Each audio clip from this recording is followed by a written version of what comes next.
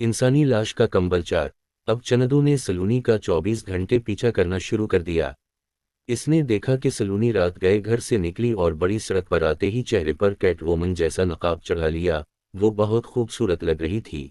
इसका सिरोल और रेशमी बदन इसकी चसकदार कमीज में गैज़वाओ गजब ढह रहा था, और आंखें नकाब के बावजूद चिरागों की तरह चमक रही थीं। उसने निहायत उम्दगी से जुल्फ़ें दाएं कंधे से आगे सीने पर गिराई हुई थीं, जो इसकी छाती के उभार से फिसल कर नीचे कमर तक आ रही थीं, और कमर किया थी जैसे कोई निहायत कीमती कमान शाइस्तगी से तनी हुई हो, और इसके नीचे का उतार चढ़ाव इतना रेशमी था कि नज़र तक फिसल रही थी। समझ नहीं आ रहा था नीचे ठहरेगी या चढ़ाई पर रुकेगी।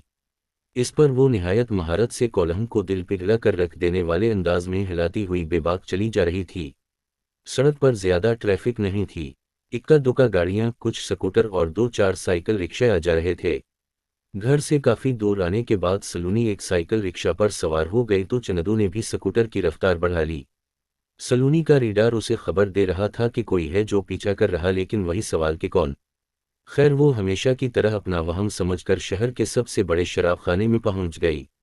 कुछ देर बाद सलूनी शराबखाने से बाहर आई तो इसके पीछे तकरीबन 6 ऊंचे कद-काठ और मर्दाना वजाहत वाले नौजवान थे, जो बालों के स्टाइल से फौजी मालूम होते थे। वो शराब के नशे में सलूनी की कातिल जवानी से लुत्फानंदोज होते हुए एक फौजी गाड़ी में सवार हो गए।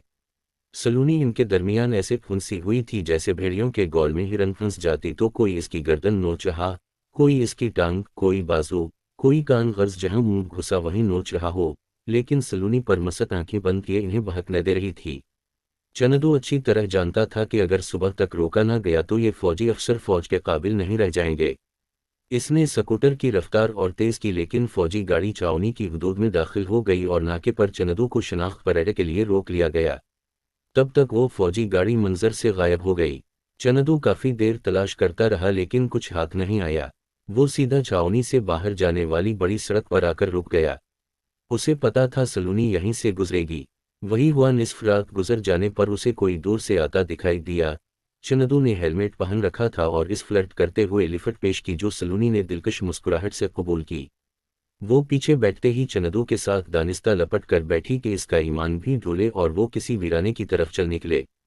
अगरचे सलूनी की गर्म सांसें, नरम और दहकता हुआ खुशबूदार जिस्म चनदू की पुश्त पर इसका मूड बनाने के लिए बरसरे पैकार था, लेकिन चनदू मजबूत बना रहा।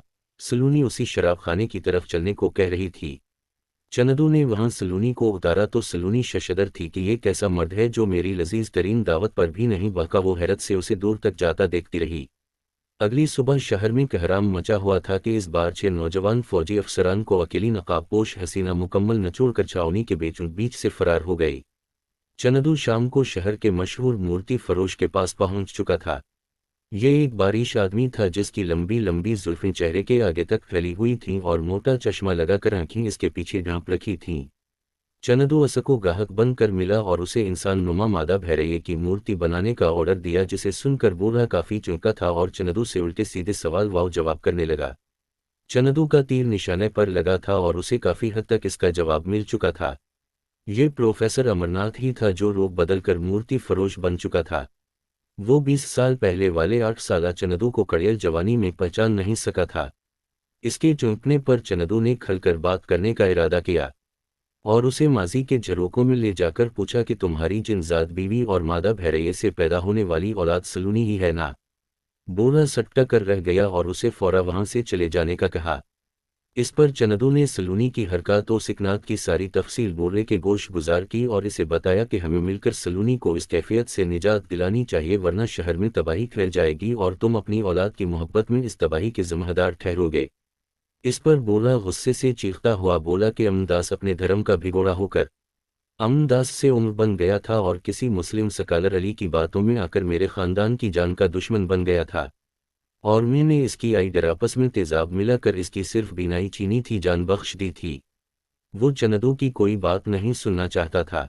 जब वो टस से मसना हुआ तो चनदू ने सलूनी से बराह रास्त बात करने का इरादा किया और इसके घर की तरफ चल पड़ा। जारी है।